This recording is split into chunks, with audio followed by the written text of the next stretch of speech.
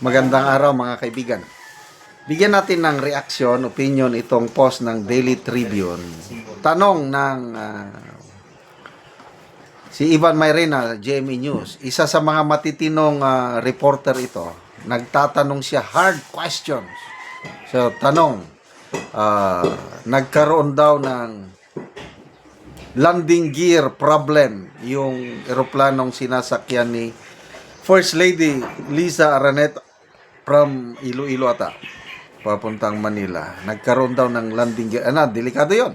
Pag hindi bumuka yung paa, anong mangyari sa aeroplano? Nako, ang usual sagot ni Auntie Claire. Pakinggan natin. Kay Ivan Mayrena, GMA News, nagkaroon daw ng landing gear issues ang eroplanong sinakyan ng unang ginang mula Iloilo kagabi. Aray, nakuryente ako. Kuryente lang po yun, hindi po yung totoo. Yung tanong po mula kay Ivan Mayrena, GMA News, nagkaroon daw ng landing gear issues ang eroplanong sinakyan ng unang ginang mula Iloilo kagabi. Aray, nakuryente ako. Kuryente lang po yun, hindi po yung totoo. Yung tanong po mula kay Ivan. Ang galing ni Auntie Claire. Ang tanong, pinapaniwalaan ba siya ng taong bayan? Tignan natin ang mga reaksyon na comments. Kay DS, overacting ka, Spox. O nga, aray? Parang palingkera, aray? Kuryente ako. Hindi yan totoo. Ano lang? Tingnan natin. Yung mga 2 weeks, 3 weeks ago. Report. Presidential Sun, nagkaroon ng traffic parang nagka-problema, traffic incident sa NLEX. Anong sagot ng palasyo? Hindi yan totoo. Hindi totoo. Puros deny. Deny. And then later on lumalabas, totoo pala. Ang anak ng Pangulo, hindi pa nalaman kung sinong anak, inovertake ka ng astig na convoy ng governor ng Bulacan, tapos nagkagitgitan, ganon. Nalaman natin na totoo nung pumapil na si Secretary John Vic Rimulya, na sinasabi niya na hindi mo naman pag-aari ang INLEX, bakit ka ganyan? Deny sila.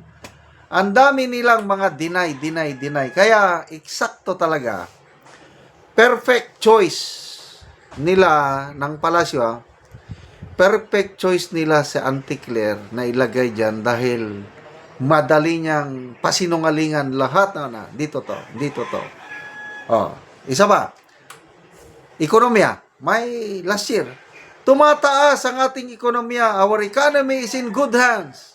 Diba ganun siya? Mamaya, later on, after few weeks, makipagtulungan naman tayo sa Pangulo para aangat ang ating ekonomiya. Ano yun? Ibig sabihin, bumabagsak ang ekonomiya. Kaya, wala na akong paniniwalaan na salita nitong si Claire Castro. But anyway, delikado yan. Wag naman kayong magdasal, mga kaibigan. Yung wish ba ni Cara David? Pag hindi nag-open ang landing gear, anong mangyari?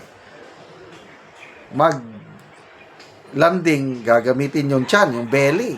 Di masusunog yung eroplano. I don't know kung gaano yan katotoo. Kailang walang usok kung walang apoy, di ba? So, ang dami nilang pinagsasabi na mabuti na lang at nagsalita ng totoo yung isang empleyado sa Philippine Embassy sa Bahrain. Wala ng pera. Ano pang may bibigyan namin sa inyo? Wala. Sinabi ng taga Manila office, wala ng pera. Wala. Kung sino pa yung nagsabi ng totoo, siya pa ang nasisanti, siniba. I don't know kung nasaan na yung empleyado na yun. Anong sinasabi? Magtipid tayo! Nagparty-party naman ng bongga sa Malacanang.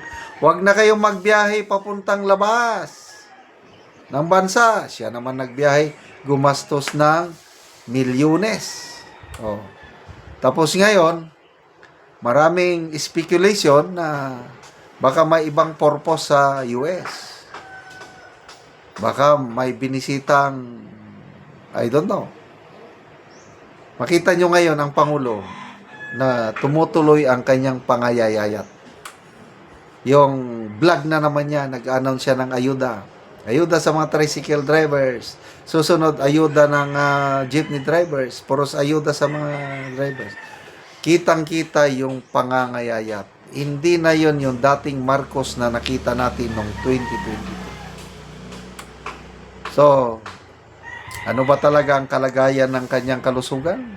Ano ba talaga ang pinunta niya sa Amerika? UN ba o tungkol sa kalusugan?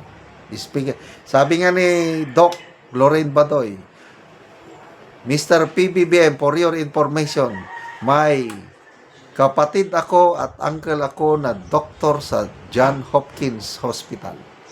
For your information. So sana naman, gumaling na ng tuluyan ang Pangulo. O sana naman maiwasan yung mga ganyan kasi pag sakay mo ng eroplano, delikado. Another comments. Lakas tama, sabi ni Direct Gael. In fairness, effective maging attack dog. Justiniano Bensi, ba't di sumagit ng tama? Ito ba ang resulta pag ngagba ang pinaglilingkuran pati isbok? Ngagba ng ngagba? Yes, like leader, like follower. Kasi, si Auntie Claire, she represents the president. Kung ano ang values ng kanyang pinaglilingkuran, ganon din ang values niya. Tingnan nyo, si VP Sara, ang kanyang spokesperson sa Office of the Vice President. Kung magsalita si Attorney, nakalimutan ko, Castelo ba yun?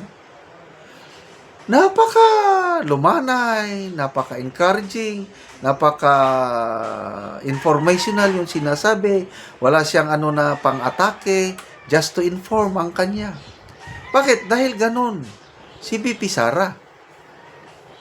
Lumalaban lang si VP Sara sa ngayon dahil ginigipit na siya. Noong una, bayit, yung first 2 years niya, wala lang. Tahimik lang, nagtatrabaho. Kaya lang nung nag-resign na siya, yan. Nakita na natin ang palaban na VP Inday Sara. Salamat mga kaibigan sa inyong pagsubaybay sa ating channel. Nakakatulong kayo ng malaki sa tribong Talandig ng Bukidnon dahil ang sweldo natin sa channel na ito is pantulong sa tribo. Namimigay tayo ng libreng yero at pako para makapagpatayo sila ng mas maayos na tirahan. Panoorin niyo ang video na ito. Ano yung natagaan na mo gero. So, mauna ni ang iyang pag-aatupan.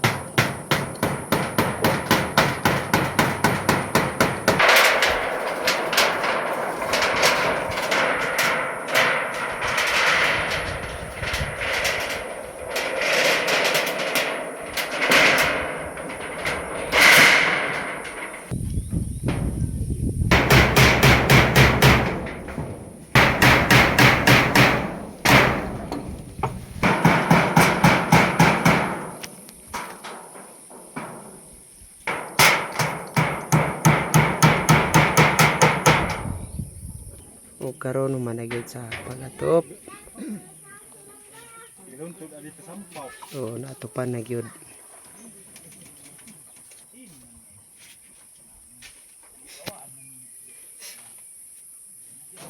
Salamat to Diyos nga di na kumuulan na sa Ginoo nga ug nagtabang sa sin. Ay ngono nga di. Kabalay nako. O so pila di ay katuig ang imong balay imong gipulian sa atop nga gaulan na ang imong atop pila na da ito katuig.